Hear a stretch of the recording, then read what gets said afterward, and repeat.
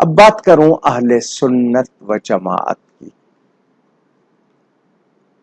دنیا بھر میں اکثریت ہے مسلمانوں میں اہل سنت و جماعت.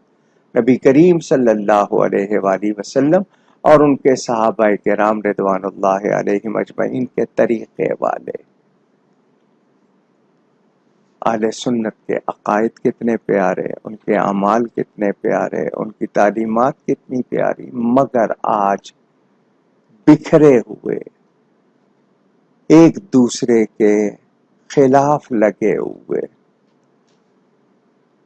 ہمیں اب کام سے، کردار سے یا اپنی حیثیت سے شغف نہیں ہے، ذاتیات سے شغف ہو گیا.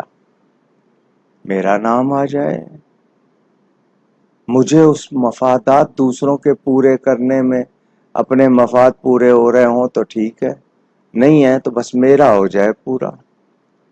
ہم کن کے نمائندے بن گئے؟ ہم تو قرآن و سنت کے نمائندے تھے، ہم ایجنسیوں کے نمائندے بن گئے.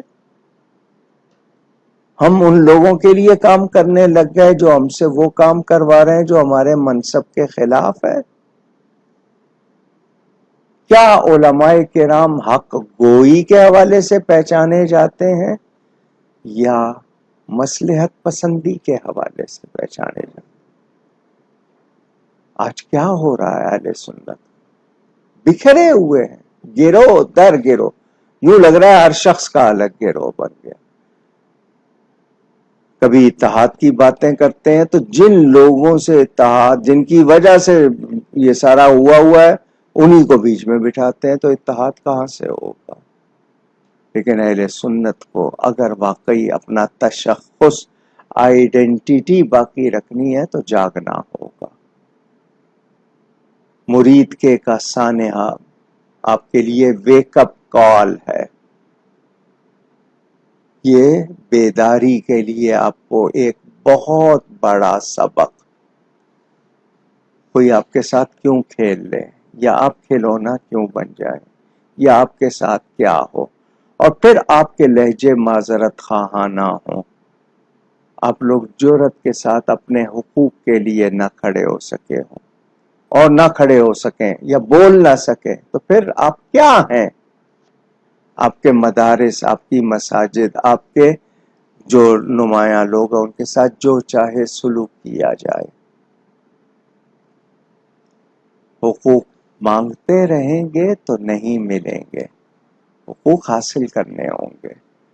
آپ کو متحد ہونا ہوگا، منظم ہونا ہوگا، یونائٹ جس کو کہتے ہیں. آپ کو قوت بننا ہوگا. وطن کے خلاف بھی کچھ برداشت نہیں کرنا، دین کے خلاف بھی کچھ برداشت نہیں کرنا.